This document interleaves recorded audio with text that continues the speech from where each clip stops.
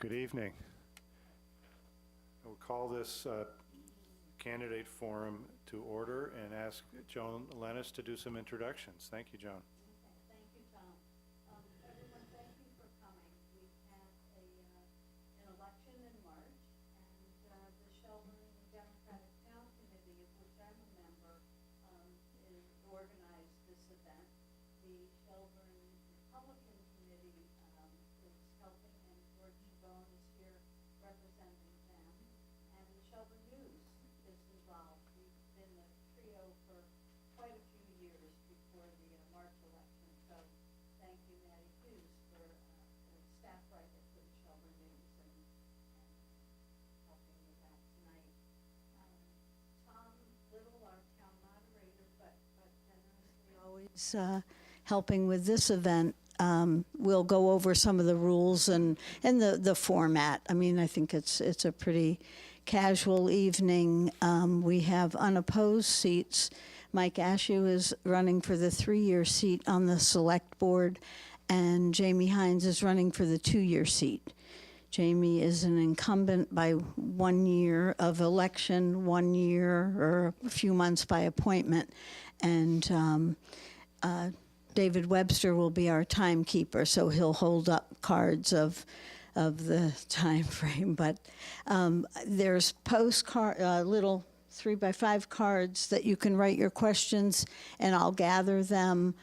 Just raise your hand, I'll come get them, questions, and I think Tom will kind of group them to themes and topics and ask the questions that way.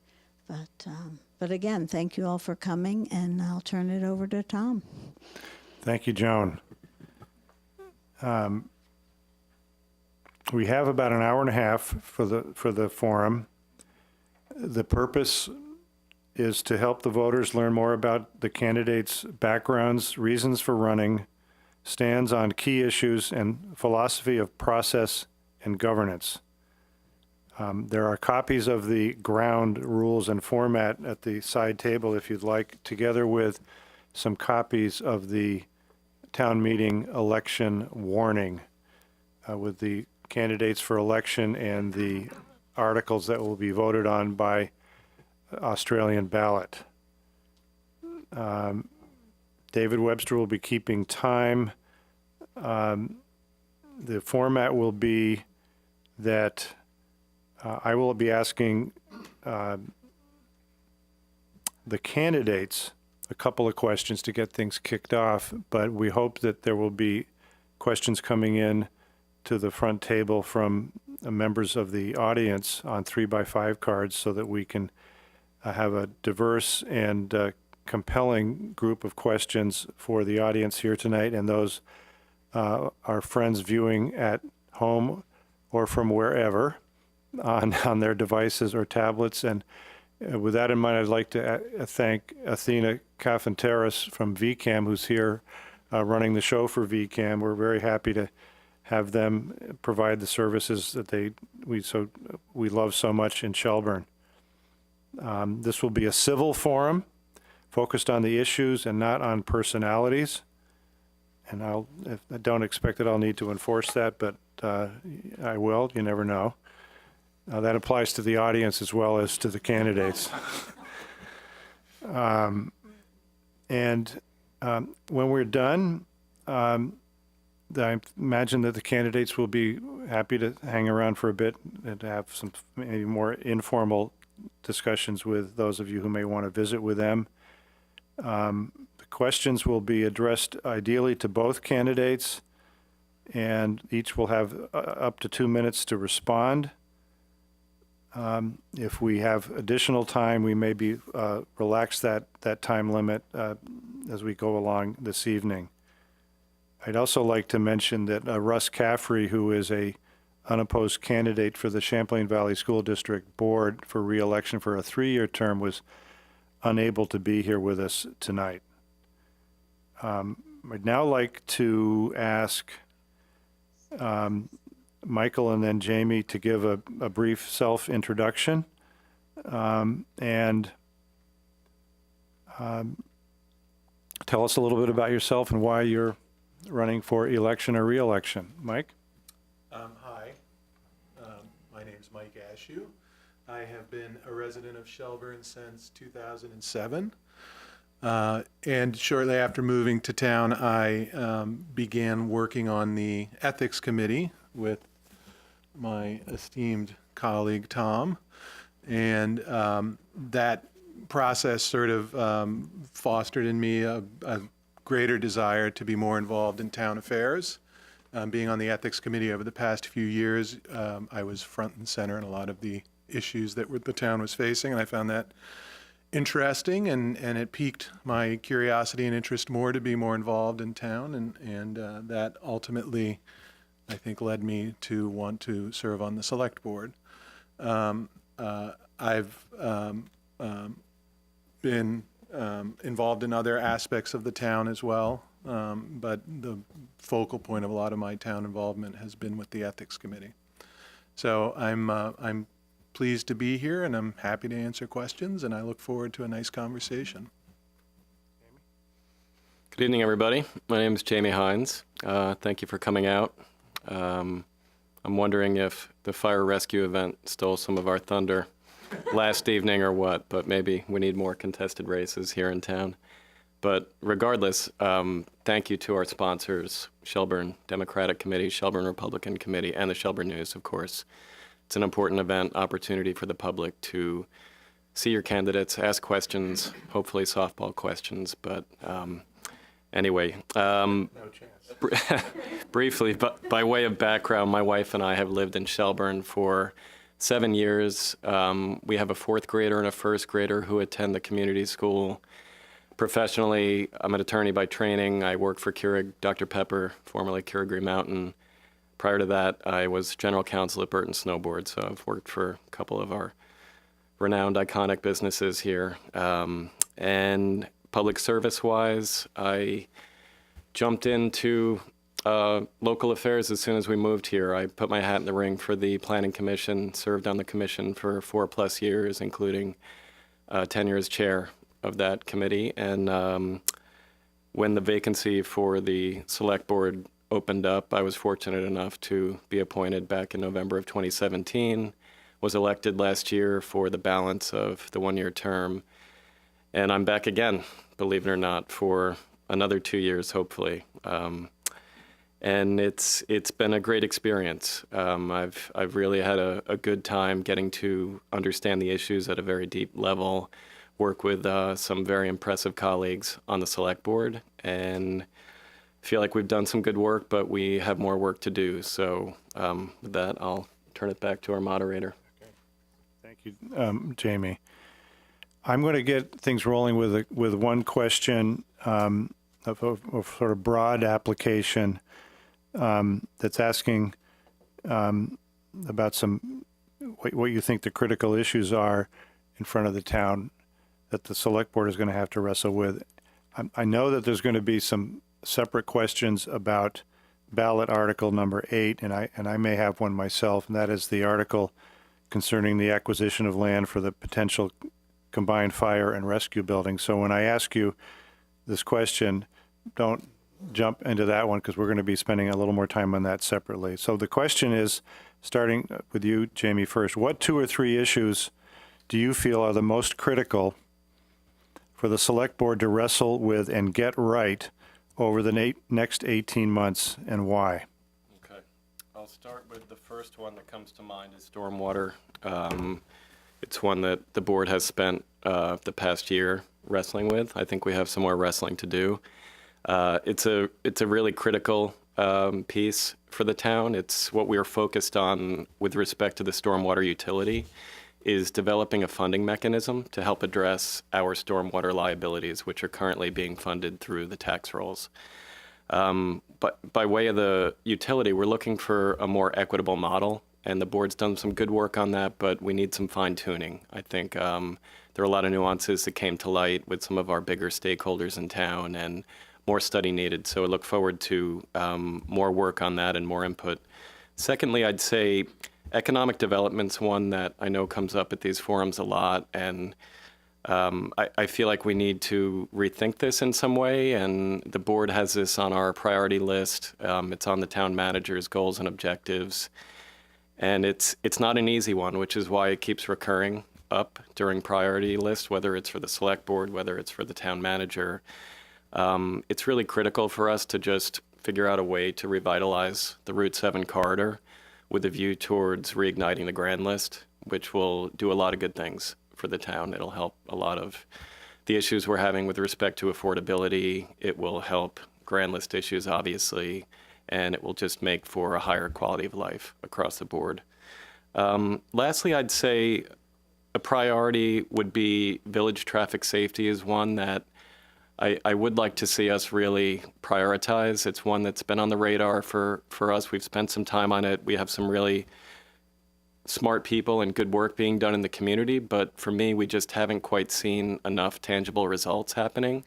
It's still a very dangerous corridor on Falls Road, and the speeding is a problem, and I know there are a lot of obstacles to trying to address it, but I'm hoping we can make it a priority and figure out some good solutions. Thank you.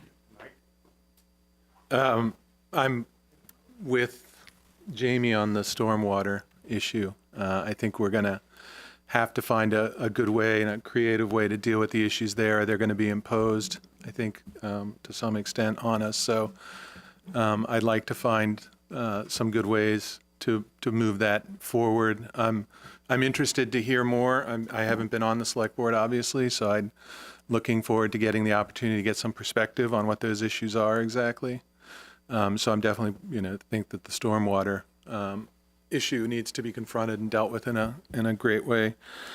I also am interested in how to foster development, economic development along the Route 7 corridor. I know I've talked with several people in town who have talked about the need to facilitate that kind of growth. I think the issue with healthy living and the potential there could be a nice anchor. We'll see how that goes. But one thing I think would be really important is to make sure that the town plan, which is new, is implemented appropriately and correctly, that we have a good process in place for making sure that those kinds of decisions are reached through a process of consensus, and that the Development Review Board is doing its role in implementing that. So I think that's going to be an issue, is how do we, if we need to foster this kind of growth and potentially we have an opportunity to create that, how are we going to implement it in the best way possible? So the other issue I think is important to talk about is the railroad and what's going to happen with this appeal. And I have no idea. I don't think anybody really knows what's going to happen. But the one thing I do hope is that we can manage that with a civil, constructive, forward-looking attitude and reach a resolution and move forward in a way that everybody is comfortable with. So I'm kind of interested to see what will happen there. Thank you.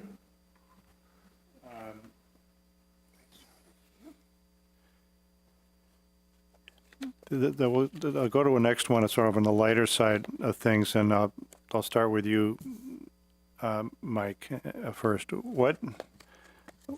Tell us something that surprised you about Shelburne when you moved here. What did you find out about Shelburne that you didn't really?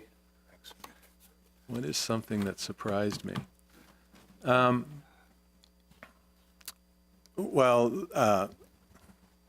I think what I'm going to say, I mean, I moved in, we bought a house on a nice ravine that we were very excited about when we bought it.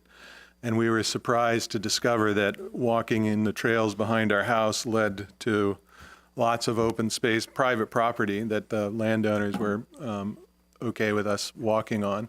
And that kind of opened my eyes to the fact that Shelburne actually has quite a bit of rural open space, open lands, and a lot actually reminds me of where I grew up when I was young, which is now all highways and shopping centers. So one of the things that I think surprised me about Shelburne is how much rural area there is, how much land and open space there is. So, you can see it when you drive around, but it's tucked away all over the place. It's a nice feature of our town. Jamie? I would say what surprised me was just the real sense of community. We have just an unbelievable depth of talent here, with whether it's volunteers who are putting their hands up for boards, whether it's folks who are showing up at public meetings week in, week out to hold their public officials accountable or to engage in the public process. We're fortunate to have such a rich community who is engaged in the local process, and that did surprise me a little bit. I came from South Burlington, where it's a bit of a bigger town and still a pretty strong sense of community across the board, but I was very impressed by the volunteerism here, and I hope it continues. Thank you, Jamie. Thank you for your questions coming in from the going to stormwater. Jamie, what is your current thinking on that challenge, and what are your ideas or your goals for a cost allocation structure or methodology that would be effective at raising the money and also be fair and equitable? Lot to unpack Well, with this one. do your best. I'll do my best. I'm glad on it. you're first. I was fortunate to be, I guess, delegated or appointed. The chair is here, I can't recall, but I was appointed as the liaison to our Stormwater Advisory Committee. So I had the good fortune of rolling up my sleeves and really getting into the weeds on this.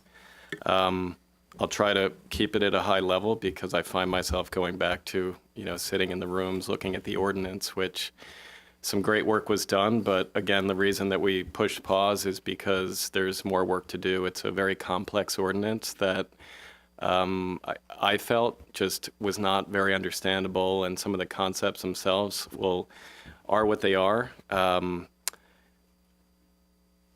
think we have to make the ordinance understandable to the community. We have to continue to reinforce why we're doing this, and also make it very clear that what we're trying to do with the ordinance and the utility is to address funding.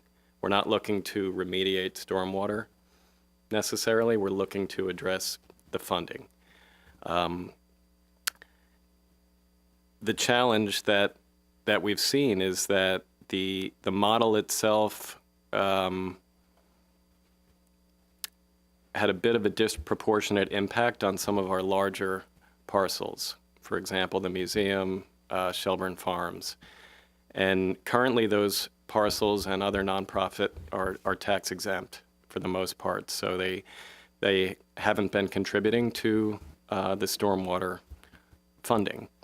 There have been some good conversations around this. This change is hard for any community, and for us, with our critical stakeholders with the museum and the farm, we've really had to be very deliberate and open and transparent with how we address this. And there's more work to do. I'm hopeful that we're going to get to a point where we find a workable solution for all parties involved. We're not there yet. It's a complex topic that will require more time and more socialization, both with stakeholders who are affected, which is most of the town, as well as just the community more broadly. Mike, what factors would you be inclined to look at? So this is coming from the perspective of somebody who hasn't been at the table, so to speak. So I've been watching from the outside. I think it is important to get as much consensus across all of the stakeholders as we can get. I am a little concerned that certain individuals in the process exhibit greater influence, and I would like to find ways to encourage people to kind of understand that we're going to have to deal with this one way or another. It's either going to be on terms that we can find more acceptable, or it's going to be sort of imposed. So I'm curious to learn more about the objections or the difficulties that the Shelburne Museum and the Shelburne Farms found with the ordinance and what motivated that concern. So I guess I'm looking to get more information and get kind of a closer eye view on what's going on. Yeah. I agree with you. I think one of the things we learned is just the ramp-up time that we contemplated in the initial ordinance was very aggressive. So the thought now is let's figure out a way to make this workable. These organizations have budgets, and they're setting these budgets year over year.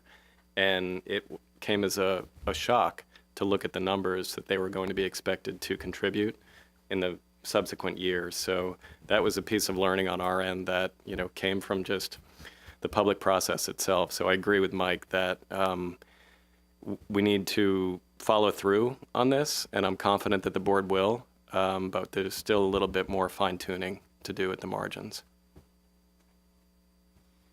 Okay, thank you. This is for both of you.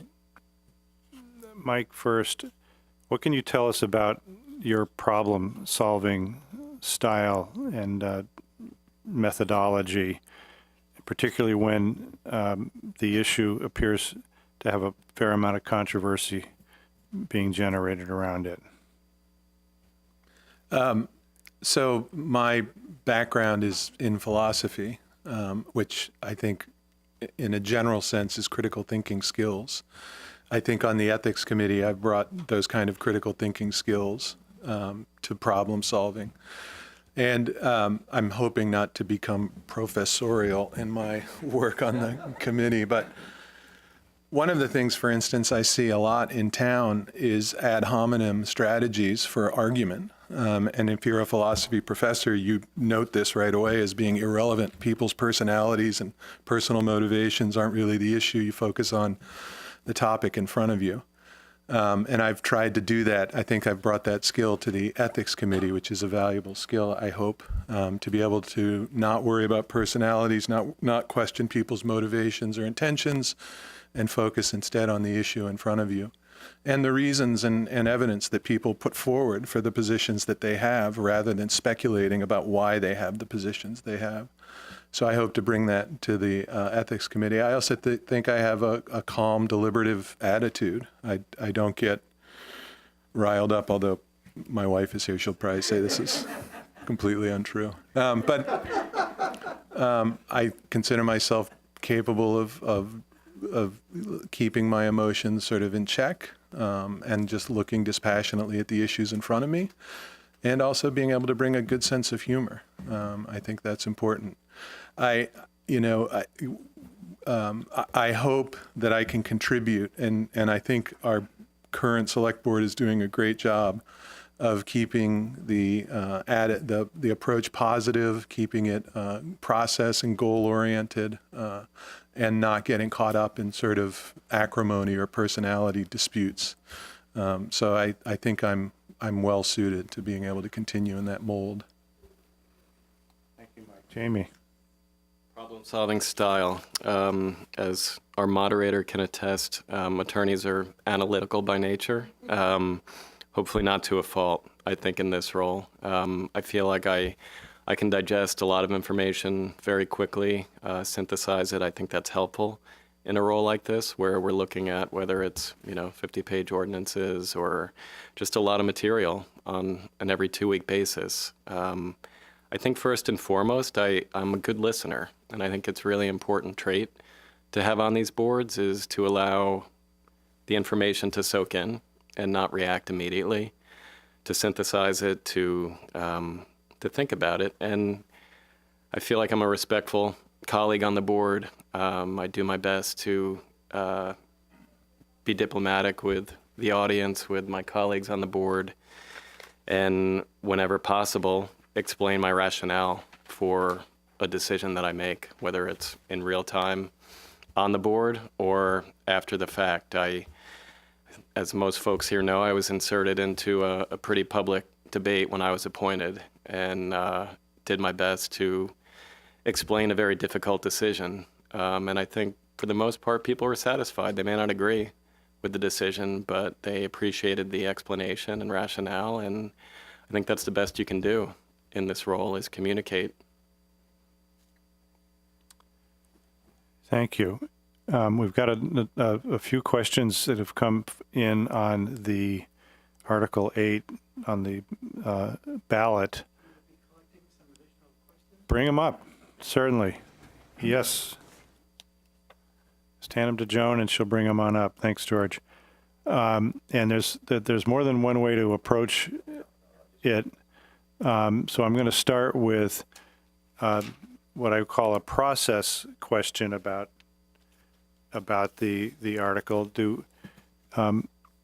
What does each of you feel about the best process that the town should be undertaking to evaluate this proposal, both from the perspective of what's on the ballot, which is the very first public phase, and then the process beyond that? We'll start this time with you, Jamie. The process itself for putting the ballot item to the town. And how the town should go about evaluating it, and the role of the select board and all of that. Sure.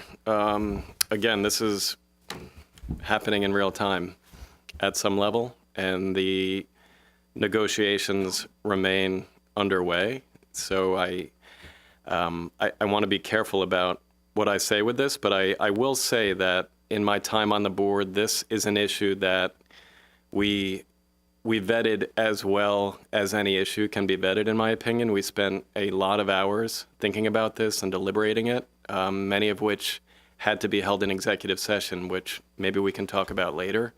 But it was a difficult decision whether to put this on the ballot or not, frankly. You know, we had conversations, and none of this is privileged necessarily, but I can share that the decision between being a gatekeeper on an issue like this and making a hard decision in this role. We talked about this. Clearly, where we came out was to put this to the community. And I think I spoke in session about, you know, my bias will always be in favor of the democratic process. And in this instance, I understand some of the concerns with not making a decision. In other words, don't put this on the ballot. Why don't the select board members decide it themselves? At the same time, I feel like it was the right decision to put it to the town. It's on the ballot. It's a multi-stage initiative here that requires education, which I know was happening last night with the kickoff to the event. And beyond that, I think it's an opportunity that we can talk about. I think it's an exciting opportunity as far as economic development goes. I also appreciate that there are major concerns around debt load and impacts to taxes here. So I'll pause there. I think the process itself worked as it should. I also appreciate that people may question the process. Michael. So again, you know, I'm looking as an outsider, but I've been very impressed with how this has unfolded. I think the idea to do some due diligence on the piece of property first, try to understand what would be required to build, and then go to the voters again in a year and ask for the bond to purchase it, which is how I understand this process is meant to unfold. I think that makes a lot of sense.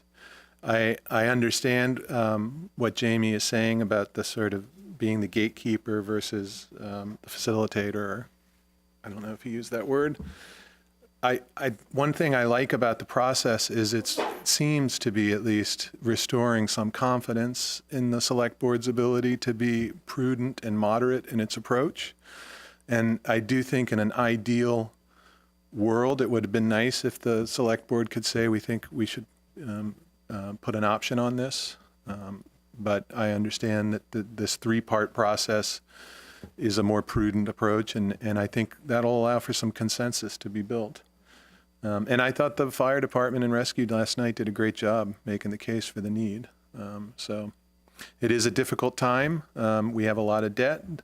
And I do remember when the library was being discussed, the issue of the firehouse was also floated, and people wondered, how is this going to work out? So, I think that issue has been around for a while. So I think this is a prudent, thoughtful approach, and I'm as far as I can tell, I think it's a good one.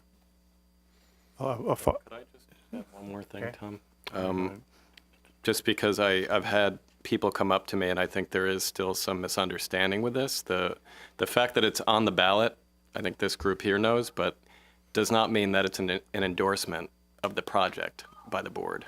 And there seems to be some confusion in the community around that. I enter the ballot box just like everybody else, and I'll decide whether or not it's the right use of funds at the time. And I just wanted to make that clear because it's an important piece to know. Let me ask the obvious follow-up question of each of you, starting with you, Jamie. Do you support adoption of Article 8 as it's warned? So this project has been on the radar for many years. A combined fire rescue station is not a new concept for the town. This is a need that's been identified much before my time on the board. The current state of the rescue facility in particular is problematic. I don't know if everyone's had a chance to go in there, but I encourage you to do that because it is in very poor shape. And the fire facility itself is at capacity. So there's certainly a need there. The timing of this, we've all acknowledged that the timing couldn't be worse, putting this to the town at this point with the library project, with ongoing debt that we're addressing for sewer infrastructure and the need to address issues like the Bay Road Bridge and other capital projects that keep hitting us in the head every year. In my opinion, the opportunity came to us. It's an interesting opportunity for us to pursue. There's an element of a private-public partnership here that I think is compelling, with a very successful business and a chance to really share efficiencies here with costs that otherwise we'd be paying 100% of. So in that respect, I'm supportive of it. I still personally need to do some more diligence and thinking on this before I decide whether or not I'm going to vote for it or not. Mike? Yeah, I support it. I think it's a great plan. I think it's a good idea. I can't really see the downside of it. Even if the town were to purchase the land and decide in 5 years that it didn't want to move forward with the firehouse, I think, you could sell the land and put the money back into the town coffers. I don't think we'd be down anything. And my understanding is we've, not only the efficiencies from the partnership have lowered the cost, but that the actual land value has been lowered. So I think it's very clear that we got to do something about the rescue and fire, and doing it in a slow way would allow them to generate funds in all sorts of ways. So I really can't see a downside. I was also thinking the idea of the town owning land. I can think of instances where had we purchased land in the past, it would have prevented a lot of problems. So I can see a positive to actually having that prime piece of real estate, even if we decided not to go forward. So I really don't, I guess I'm more positive about this than Jamie is. I think it's a great, I can't see any downside to it. I think it looks like a good idea, and I think the need is there. We'll move off of that one for the time being, but I suspect we might find another way to talk about it again. Another question. It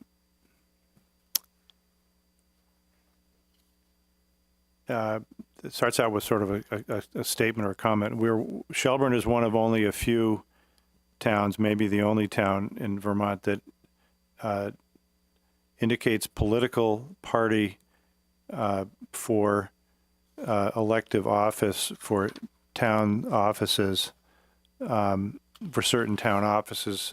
Do you think, and I know that's true for justices of the peace, do you think that Shelburne should drop party affiliations with respect to town offices?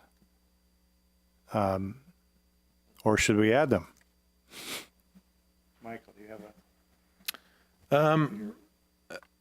have I know that's an interesting question. I've always wondered about that. I mean, one thing I've learned being on the ethics committee and working with people in town is that that party affiliation sort of drops to the lowest level of concern. I couldn't, you can sometimes imagine what somebody's party affiliation is. So do we need that at the level of town offices?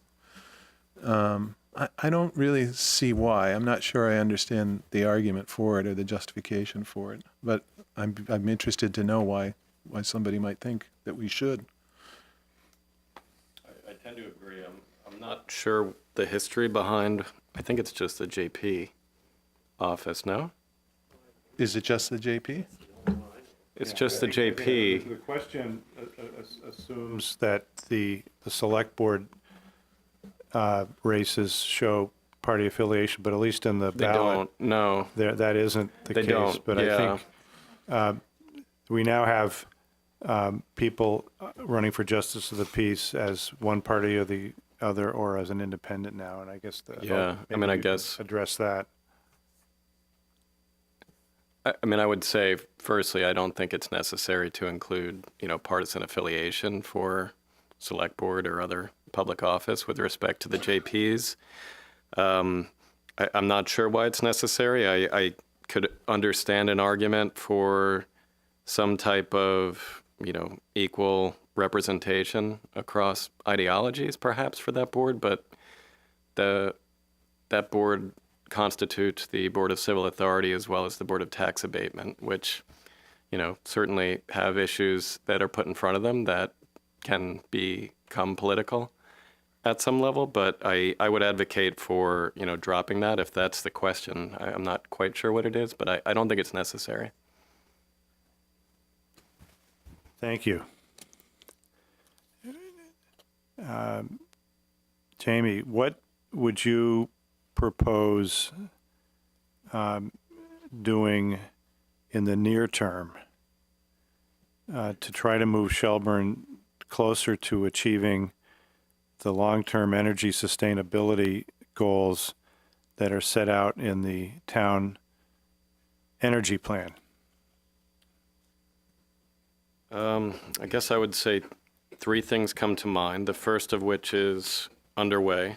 As some in this room may know, we're contemplating a solar installation on the new library roof. I think it's a no-brainer. It's a win-win in a lot of ways. That's one that should be relatively low-hanging fruit that we can achieve in the near term.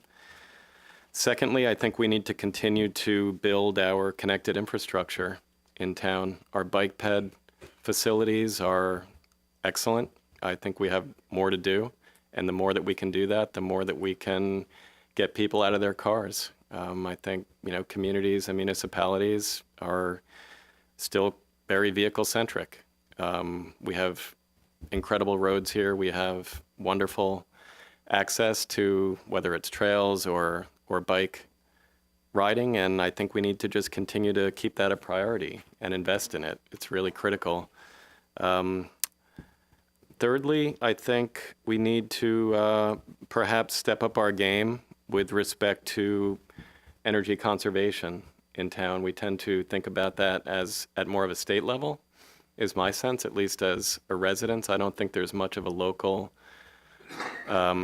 effort on that front, but I think we could do more. And I think that's an area where you can really get some big wins pretty quickly as far as savings. Thank you, Jamie. Michael? Yeah, I agree with Jamie, in particular about paths and connectivity, looking for ways to decrease travel and decrease need for being in the car. I think that's a great idea. One issue, and I was thinking about this is at the last select board meeting, is a discussion about the capital improvement plan. We could think about capital improvement in 10 and 15 years, and I think we could build into that some thinking about sustainability, not just in terms of the library, but, obviously if we're going to invest in a new firehouse, I could see a lot of opportunity there. But also as we begin to think about maintenance needs in the town, I think there's ways you could increase energy efficiency and increase sustainable initiatives in that way. One thing I'll say, as I was preparing today for my environmental ethics class tomorrow, this generation of students coming up, the 20-year-olds, the 30-year-olds, are extremely clued into this. This is really high on a lot of people's priority. And if you're thinking about the value of your home, or you're thinking about the value of your community in 20, 30 years, these kinds of investments, I think, are going to pay big, big dividends, not to mention that we're going to be confronting a lot of issues down the road that need to be addressed. So I think building the consensus around that it's actually an investment opportunity and something that will benefit all of us is a good way to go.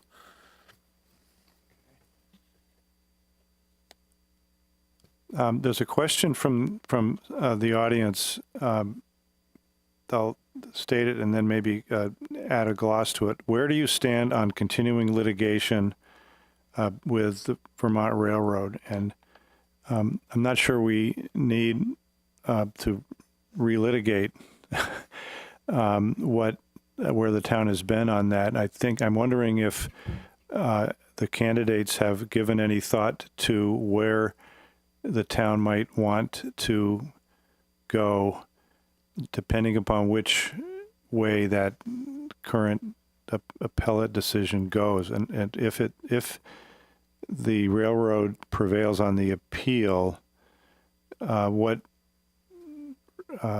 posture should the town adopt going forward, and versus if the town substantially prevails on that decision, and that's very, very speculative at this point. And I'm going to start with Jamie to give Mike a little more time to think about it, because Jamie's had a little time to think about it over the years.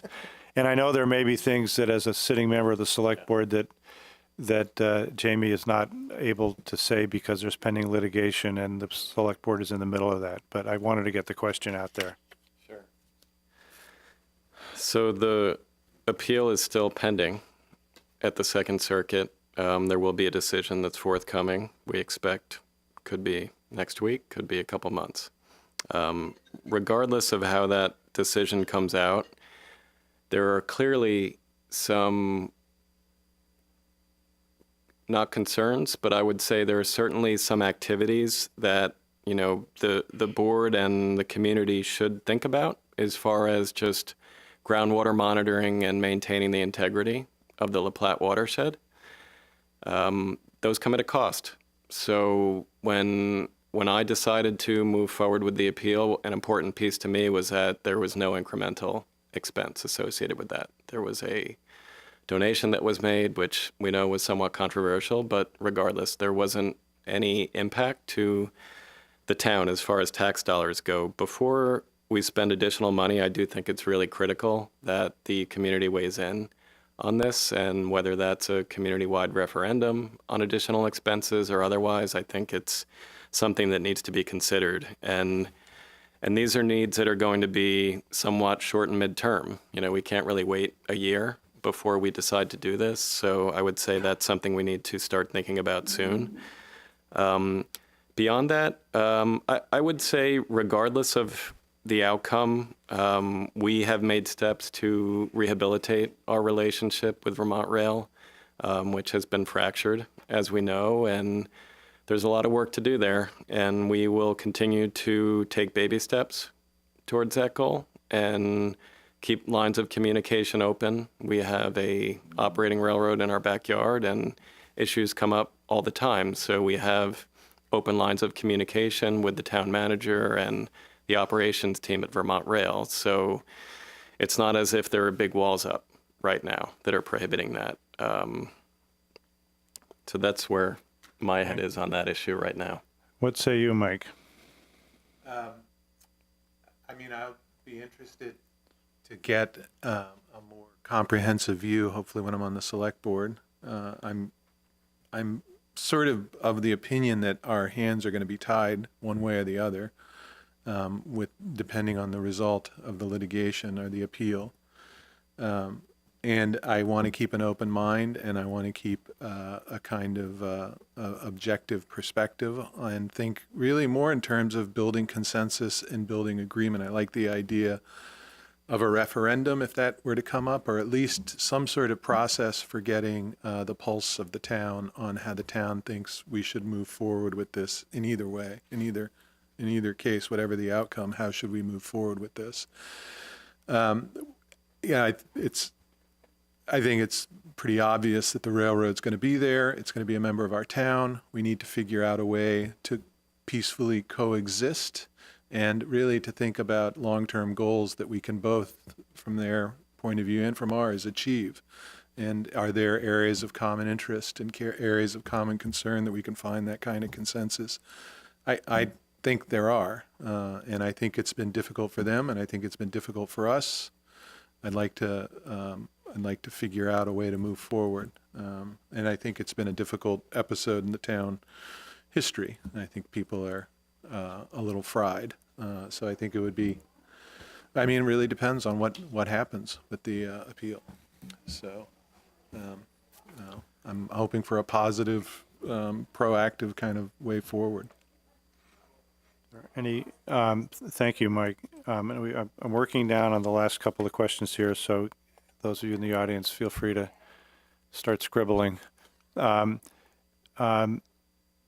to Article 8, one of the obvious changes, if that comes to full fruition, would be moving the fire and the rescue facilities to a significantly different place in the town, away from the village area and further north. And what thought have you given to whether that's a good idea or not, or what impacts that might have on the services that fire and rescue provide? And I'll start with you, Mike. I was persuaded by the chief of fire and the chief of rescue last night that the central location at that area is ideal, and that being in the center of town is a problem. They cited safety issues with pedestrians. I mean, we all know it's right there. I'm right there, right? So it's sort of right in the middle of everything. So I can understand the rationale. I mean, I think it's important also to listen to your experts, and this is what they do. This is what they're paid to do. And they were very professional and very factual and evidence-based in their analysis, and I was persuaded that that's a good location. They said each part of Shelburne is within a 5-mile radius from that point, and also that one of the major sources of calls is the Route 7 corridor, which they would have better access to. So that seemed to make sense to me as well. I think there is there's kind of an aesthetic appeal that people have to having your local firehouse right here with everything. So we can have our pancake. That was the one thing I actually thought about, was how are we going to have the pancake dinner, or how are we going to have after the parades, where are we going to go? We're going to have to find out. I guess we'll go to the library. So things will change. I guess that would affect the character and the impact, the aesthetic appeal of the town. But in terms of the logistics, I thought the arguments that they gave and the evidence they gave were really solid. Thank you, Mike. Jamie? Do you mind restating the question? Is it a better location? Is that? Just, I guess I'm trying to prompt some dialogue on what impact it might have in various levels in the town. I guess primarily safety and response times, and whether that's how much thought's been given to that. Sure. It was described and characterized to the board as a Tier 1 location. It's about as central as you can get between the north and south sides of town. It's at an existing traffic light. The infrastructure is already in place in that respect. I can't say, because I haven't seen any data to support it, whether it's better or worse than the current location. I think my sense is you're probably arguing at the margins there. It's not that far. I think there could be potential concerns, as I think there was a Front Porch Forum post to this effect, that isn't it more important to have the fire department closer to the school, where there could be a situation that requires a very fast response? I don't know. I think there are pros and cons to the location in that respect. I think it's leaving the village anchor, perhaps may have some negative perceptions. I don't know. I haven't seen the data to really support whether location A is better than location B. So I'll leave it at that. Okay. Speaking of traffic and traffic flow, one of the questions we have is there's some volunteer work going on in town exploring possible alternate north-south traffic routes to moving traffic through town. Any thoughts about that effort? Have you given it any thought? What kind of questions would you be asking about it? I'll start with you, Jamie. I know this is a perennial topic of interest in some ways. It's not a topic that the current board has put much time or energy into, frankly. I wouldn't say it's a priority for the town at this point, is to spend a lot of time and energy thinking about, expanding, or whether it's the loop road or other ideas that have been put forward in the litany of traffic and village studies that we have in our hands at this point. So I know the frustration is very real because I also drive. I just don't feel like it's a top level priority for us now. Yeah, I would love to hear a suggestion for how we could alleviate traffic on Route 7. I don't know of any proposals. I mean, people have floated some ideas, but I don't know of any sort of actionable proposals. Yeah, I think that kind of structural problem seems to me to be something we're going to be confronted with for a long time. I don't really see an easy way to figure out how to facilitate north-south traffic other than people going up to Spear, or in the other side. I mean, the west side, I have no idea how to do that. So, yeah, it's a real problem.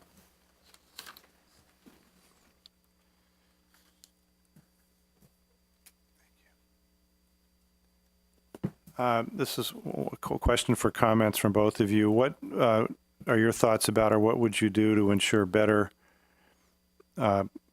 comprehensive long-term planning for capital improvements, building maintenance, equipment replacement, to avoid a pileup of bonds and expenses? Mike, I'll go with you. I think long-term planning is key. I think we need to, this was talked about, I think Josh Dean mentioned it, a 10-year plan. I mean, why not a 15, 20-year plan? I'm not sure how difficult it is to envision that kind of capital improvement planning, but I think planning has got to be at least a large part of the solution. I agree that, it seems that these needs crop up relatively quickly. But I know, for instance, that the firehouse has been discussed for a long time. So I think once you're focused on the town issues, you start to see that these things have a cycle, that they've been hanging around for a while. So I also think we need to communicate the needs of the town, the long-term needs. For instance, wastewater treatment is a big one, and people have been talking about this in town for a while, and that's going to be an expensive, there's no way around it, that's going to be an expensive solution. So I think we need to begin now to lay the foundations, do the groundwork for not just figuring out how we're going to finance these things, but also preparing people for the kind of challenges to get the information out that we have a need, and it's going to take some work. But the only solid solution I can think of here is long-term planning. Jamie, your response. Before the meeting, I was ticking off some wins and accomplishments of the current board, and we have a bunch, which I'm happy to share. But I also had a list of areas where there's room for improvement. And this is one that I identified as we haven't done a great job getting after this and thinking thoughtfully about it and being strategic, frankly. And I'll put my hand up as being accountable for that. I'll also, share some of this accountability with staff, frankly. I think it's a collaborative effort on this. It's not just the 5 people on the select board who are responsible for doing this. So it needs to be a comprehensive team effort to really make this a priority. And Josh's idea is, that's the idea. You really have to figure out a way to plan for this beyond just year over year, which we do a very good job at, and that's the way we've done it. So we have to just start thinking differently about how we budget, about how we think about these investments, and how we present it to the community. We've talked a bit about just a nice, simple visual to show that this is how the long-term debt starts to peak and cascade, and eventually it peels off because of these 5 or 6 key projects. And we've identified a few more projects that may not be approved yet, but if they were approved, this would be the impact. And that, I think, will give people a sense directionally as far as what the long-term debt obligations are that really drive a considerable piece of the operating budget year in, year out. I don't have any magic bullet solutions to this. There's certainly a lot of precedent and templates to follow as far as how you develop that capital strategic plan, but the projects are endless, right? We have a number of these projects, whether it's deferred maintenance for current buildings that the town owns, whether it's, Mike mentioned the wastewater facility, which is a $28 million plus project. We mentioned the bridge. We mentioned a number of big capital projects here that we know we need to address. We don't have any quick solutions to figure that out. So clearly a need, more work to do on that front, and we're committed to prioritizing it. One thing I do think would help is if we could build some consensus around the priorities, the long-term priorities. For instance, I've heard a lot of complaining, I guess, about the library versus the firehouse. And had we built consensus about which one of these was a priority, say 10 years ago, I think it would have been a smoother process. So kind of looking into the future, I think wastewater is obviously a priority, but what are the other priorities and how does the community feel about it as a whole? I think that would be a good kind of get a barometer, a sense of where people are leaning on these issues would help. I agree. I mean, we have a planning document. The capital improvement plan lays out a laundry list of projects on a 5 or 6 year basis. What we haven't done is taken the step to put that in visual form and show voters and taxpayers that this is what it looks like based on the current capital improvement plan.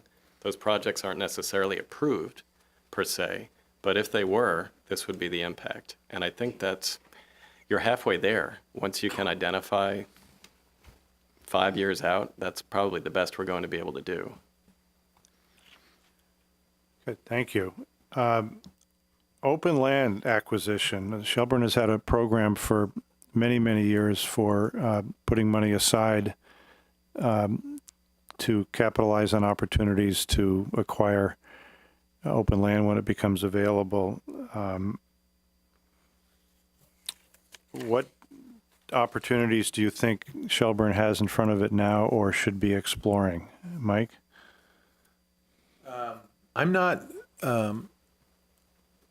totally sure what the opportunities that are available now are, but I'm sure they're out there. I am an advocate for the open space initiative. I think it's a very smart thing to do for towns to preserve open space. I think it increases property values. I think it makes the community more desirable. We have this principle in our town planning documents that we want to preserve the rural character of Shelburne, which I think is a great idea and is more than just putting a faux barn door on your garage. I think we have to actually find real ways to do that. And so I think the open space initiative is a great way to do that. I mean, obviously, all of these things come at a cost, and we have to balance the cost. But when I worked on a bike path in my neighborhood. I did a lot of research on how open space increases property values. And it really does. There's a lot of good evidence that being in close proximity to any kind of open space increases property value. So I think there is a good financial incentive, but of course this comes relative to all the other costs that we've been discussing tonight. So how do you prioritize that? But I think it's a smart thing to do, and I've supported the efforts in town to do that. When I ask people what makes Shelburne so special, the two responses that I hear most are the character of the town comes back as one, and the quality of life. Takes various forms, but those are the two themes that I hear most. And the character of the town itself is anchored in our rural areas and our open space preservation efforts that we've made to date. I'm a strong advocate for open space preservation and natural resource protection. We have a best-in-class open space plan that was recently adopted, I'd say a year, 18 months ago. I encourage everybody to look at that. It's a great piece of work. And that plan identifies parcels that are of interest. It is, it's sort of, the plan itself tracks the town plan, of course, which has higher level priorities for conservation. The most recent town plan really emphasizes to even a greater degree the importance of conservation in the community. And I would just add, the open space fund itself, I continue to feel it's the best money we can spend. I feel it's been underfunded relative to other communities. I'd like to see us shift back to whether it's a half cent or a cent on the tax roll. I think we've done that before. There's precedent for it. It feels like an opportunity that we need to move forward in the near future, whether it's next year or the following year. And I would just lastly say that we have a phenomenal natural resources committee that has some tremendous experts and professionals on that board. So we lean on them heavily, and they, of course, have properties that are identified and several projects that are under consideration now. So I'm all for it and hope we continue and invest more.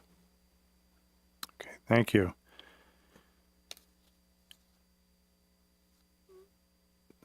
Article 5 on the warning is the municipal budget, the town side of the budget, and $9.548 million, of which 6.8 to be raised by taxes. I'm going to ask this in two ways. For Jamie, first, as a returning select board member, what process have you undertaken yourself to try to seek efficiencies in how the town's municipal budget is constructed and spent? And when we get to Mike, I'll ask him as a apparently incoming select board member, what will you do to analyze those efficiencies and look for ways for the town to spend its money wisely? Jamie. Sure. So the current increase is, I want to say check me here, Mr. Chair, 5.1. Of that 5.1, 4.3, maybe 4.2 and change is long-term debt. So the board had a very narrow needle to thread with respect to how we manage increases. The bulk of these increases, some of them are contractual, whether it's CBAs that are in place, which we have no opportunity to change. And we have certain locked-in year-over-year increases, collective bargaining agreements with thanks. union employees. Sorry. And we have certain arrangements, whether it's compensation related, where you have increases happening annually. So very little room to work with. I will say we tried to, look under every rug, and we made cuts across the board, including compensation to the select board members, which I know some folks in the community that questioned, but we tried to just lean in on this and look at it holistically while really drilling down at a line item level. And, you know, I don't know if there are really any more opportunities to squeeze dollars out of this budget. I'm sure we could talk about investments like the open space fund, right? I think there are some that, you know, you might arguably say are discretionary that you might not include if you want to drive that 5.1% down. But I think from an efficiency standpoint, we're doing about as good as we can do at this point. We have identified a couple areas where I'm hopeful that the future board will look at. One is in procurement. We have a number of departments that will acquire their own, whether it's materials, whether it's their own IT support separately. So that's an area where we recognize that there's an opportunity here to just put this under one roof and perhaps generate some efficiencies. We didn't have the luxury of doing that, of making that happen in a very quick turnaround for the budget, but it's one area where I think we might have a chance to generate some savings that would be longer term. Thank you, Jamie. Mike?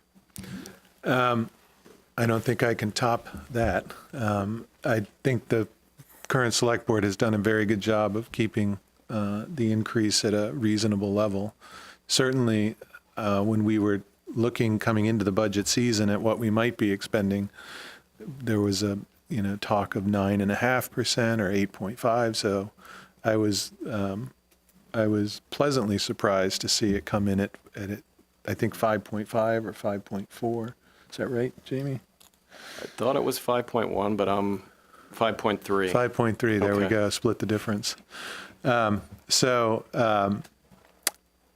I will say, I've never been a type of person that thinks we can get through life without paying taxes. Death and taxes are the things you can count on. I've always felt that it's a measure of our kind of collective decision-making for ways to improve our life, improve our town, that it was a good bet. I mean, I'm much happier about my local tax dollars and how they're spent than I am about my federal tax dollars and how they are spent.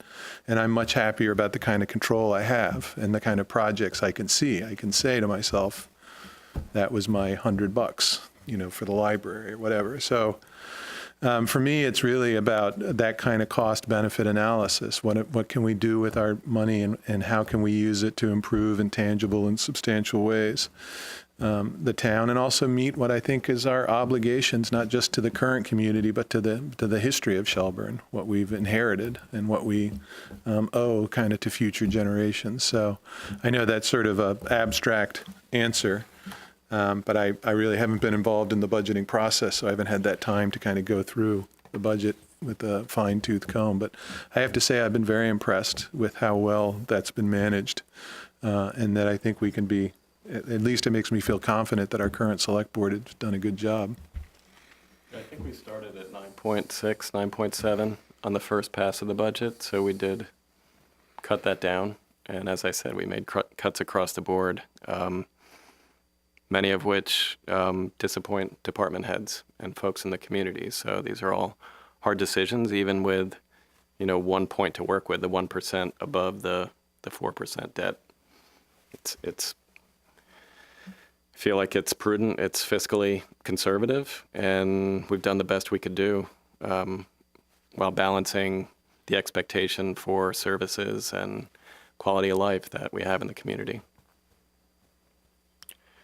I'd like to get some comments and feedback from the candidates about what Shelburne has done to support and encourage the building of affordable housing of one type or another, and what you think the need and demand for it are.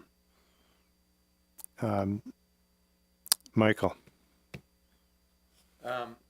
My understanding is that the affordable housing that we did put together in the center of town was highly desirable. I think there's a lot of need and a lot of desire for it.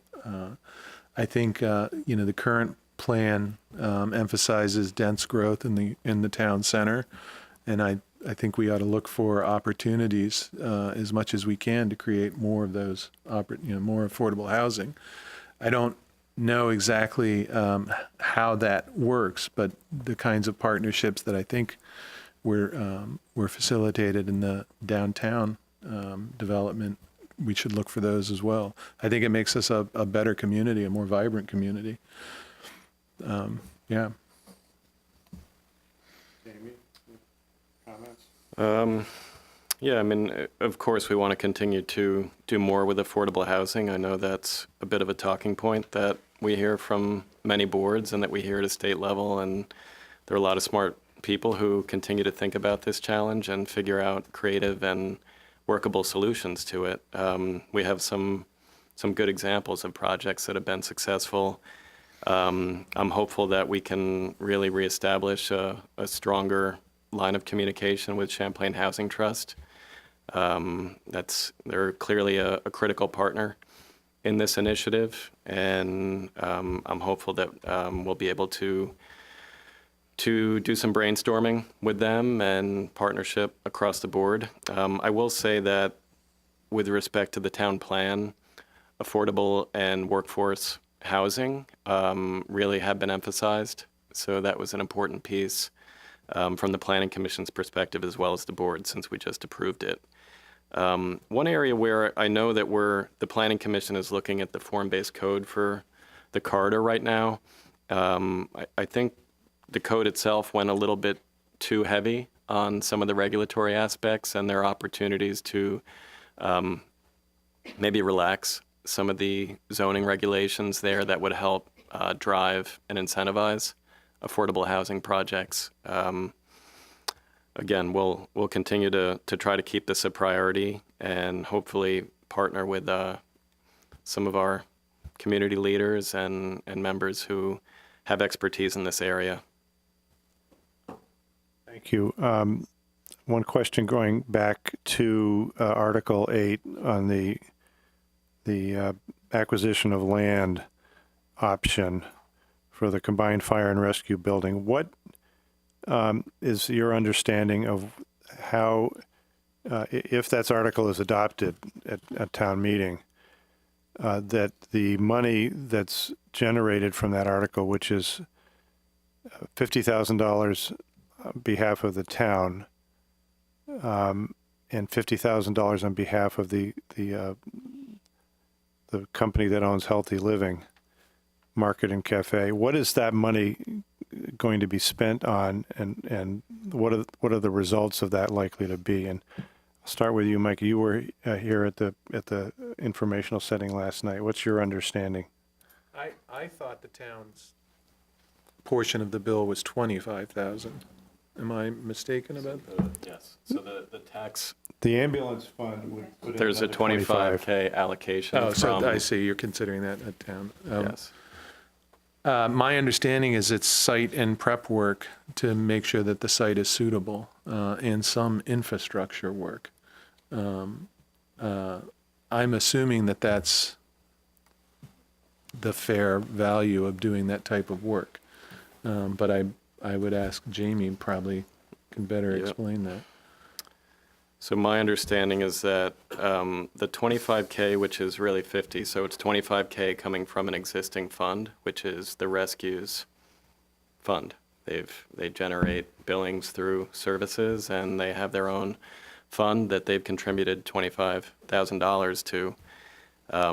The soft cost would include, as Mike mentioned, so it's soil suitability analysis. It could be soil borings. It could be additional civil engineering analysis with respect to the site. It could be additional site planning. There's an example of the site plan, but they may spend some soft dollars on hiring an architect or an engineer to reconfigure the site. Maybe that's not the best configuration right now. So that's my understanding, is it's very much soft costs. I don't believe that it would be infrastructure, but there could be studies, there could be consultants, there could be other experts that are engaged with those dollars to look at infrastructure issues or planning. Jamie, is it your understanding that that the owner of the property now this is not subject to a binding purchase and sales agreement, but the owner is sort of keeping it off the market until the results of this vote happen, or something like that? Or maybe you can't tell us. No, I can Okay, I tell don't know you. whether that's Yep. So privileged. we've signed a term sheet that is public record that sets forth the steps that we're contemplating transactionally, one of which is entering into a purchase and sale agreement within, I want to say it's 30 days, might be 45 days from the day we sign that term sheet. So that's clearly the clock's running on that. The purchase and sale agreement would identify a closing date, which would include a date for funding. That date would be after the next ballot vote in 2020. So no dollars are going out prior to vote number 2, should that transpire. And thank you. And Mike, Mike, what was the biggest revelation that you heard at the informational meeting last night? The information that you didn't know and hadn't expected to learn? At the informational Yeah. meeting, that that rescue is in a wetland, and that's one of the reasons it can't be expanded. I did not fully understand that. And at the informational meeting, was anything said about possible future uses of the 2 existing facilities if this project No. does go forward? No, actually, and I think that's an interesting question if the project did go forward. I mean, I'm actually really concerned and curious about what would happen with rescue if that really is in a wetland, and that's our facilities and maintenance area. I'm curious about what would be the best steps to take there. I think the firehouse here would be an interesting opportunity. I'm not sure how to think about that or what people would imagine for that, or if people would prefer parking. Maybe that's how people want to move forward there. Yeah, I'm curious to know what people think, what people would like. Mm-hmm. I've got one final question, after which I'm going to ask the candidates to sort of give a closing statement or commentary. When you're traveling outside of town, whether it's far, far away or not so far away, and you talk to people you meet, when they ask you why you live in Shelburne or why they might consider moving here, what do you tell them? Jamie? Sure. Well, I mean, I tell them it has everything I need. It's the scale of the community itself. It's a very accessible community, whether you enjoy the outdoors, whether you live here and commute into Burlington or otherwise. The proximity of the town to really anything you want to do, whether it's, getting out to the mountains or getting downtown to Burlington, I think is one of its treasures, is the location itself. I mentioned this sense of community, which is a big draw for us. We have some great friends here and continue to meet people and make more friends. And it's just a place that is very livable, for lack of a better word. We have the lake, we have, incredible infrastructure, and I hope we can continue to live here, and this is my way of giving back to a community that I love, is putting some hours in on this board, and that's why we live in Shelburne. Thank you, Jamie. And Mike, I'll ask the same question of you, and maybe you can put it in the context of the out-of-towners you see up on the hill in the university. It's funny, I actually, what I thought about it, I have a friend that lives in Switzerland who I've known since first grade, who we send these vlogs, these video logs back and forth to communicate. he walks around his town and he shows me his town. I walk around my town and I show him the town. And he's always amazed.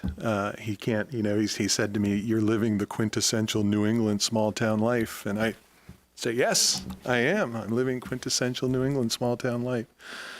I mean, the natural beauty is what drew us here. Not just the amazing views. You come around a corner and it seems like I forgot that this was here, the lake or the mountains, or so just constantly being exposed, even just driving my kids down the Dorset Street or the Spear Street extension, Dorset Street extension and seeing farmland. I just love that. But the other thing I really love is how easy it is to get involved. You can get on a select board without even having to run against somebody. It's amazing. But really the opportunities to be civically engaged, to be involved in town life, and to feel like you really have an impact on how your town is managed and the affairs that go on. And that it's small town, that you know people just from interactions. And the last thing I will say, but not least, I was a substitute teacher in Los Angeles for like 8 years. And so I have a nice bottom of the bar comparison for education. And I now have what I consider to be pretty high level of comparison. I think the Shelburne Community School is phenomenal. I've had 3 kids go through there. My daughter, my youngest 7th grader, is still there. And I just am constantly grateful for the opportunities that school's made available to my kids, not just for education, but community and everything else that comes with it. So that's been really important. Also, Fiddlehead, I love the beer. Thank you. And now maybe a couple of minutes each for a closing statement, maybe reflecting on what you've heard tonight and what drives you passionately to want to do one of the hardest volunteer jobs in town. Jamie?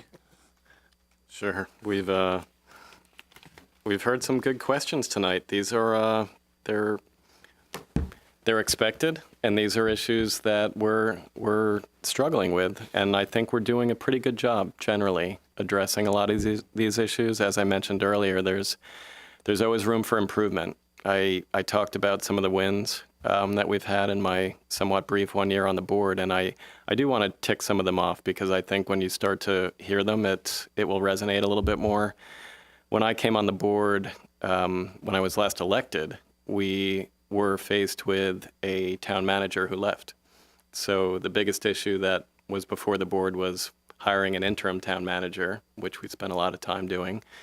And then we had to hire a full-time town manager. And we had the good fortune of working with the town manager search committee, which did the bulk of the work. And we were fortunate enough to find Lee Crone. The ethics ordinance, it was a big accomplishment this year. I feel like that we streamlined that. Kudos to everybody on that board for all the hard efforts. The town plan, we've talked about a bit tonight as well. Stormwater utility ordinance, a lot of hours invested and more work to do. The budget itself, and one recent win that I thought was worth mentioning is the CVU resource officer, which I think will be a great addition to the school. We were able to put a Shelburne officer into that role, and which is being funded through a contract. So I think that will be a really positive initiative for the town generally. Beyond that, I would just mention that legal expenses are under control. I know that was front and center when I was elected, even when I was appointed. And I think it's important to just let the community know that we've addressed that.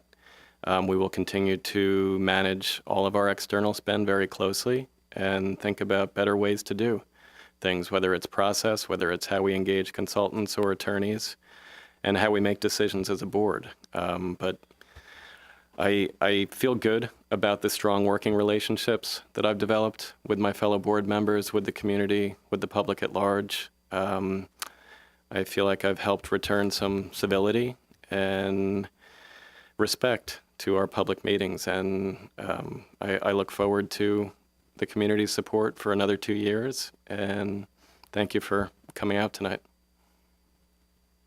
Michael? Well, thank you all for coming out tonight. I know it's been a contentious and hotly debated series of questions, but it's been a lot of fun to hear from people and to really to think about what the community would like out of the select board. I'm really looking forward to it. I tell people this all the time. Being on the ethics committee is a great way to learn about so much that goes on in town, because you have to think about all the various CBCs, the committees, boards, and commissions, and how they interact and how they work. So you get to learn a lot about how the town functions, and that's motivated me in a lot of ways to get on the select board and to try to take what I've learned there and apply it. To be honest, the select board, it looks very functional and looks very like they get along really well, and it looks like they're making good progress. And I felt like I wanted to make my best effort to contribute to that progress. So I'm looking forward also to a good working relationship, and I have no reason to think it'll be anything but. I'm also, when you work on and when you do some of this stuff in the town, you're impressed with how many people are willing to step forward and help. So there really is a lot of talent, a lot of resources in town. So I'm really looking forward to taking advantage of all of that as well. I mean, I think there's so much, and so many people are making so many contributions. So that's another thing that I'm encouraged by. But I really would like to see that increased. I mean, the fact that I'm running unopposed, and I think we do need more citizen involvement, not just on CBCs, but at all of the events, and everybody kind of being aware and involved. So I'm looking forward to kind of facilitating that as well. But I'm looking forward to it. I think it's going to be a great 3 years, and I hope I can make a positive impact.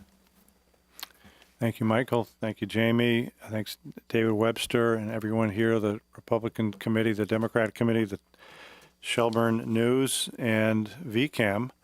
That concludes our candidate forum. Good evening. Thanks.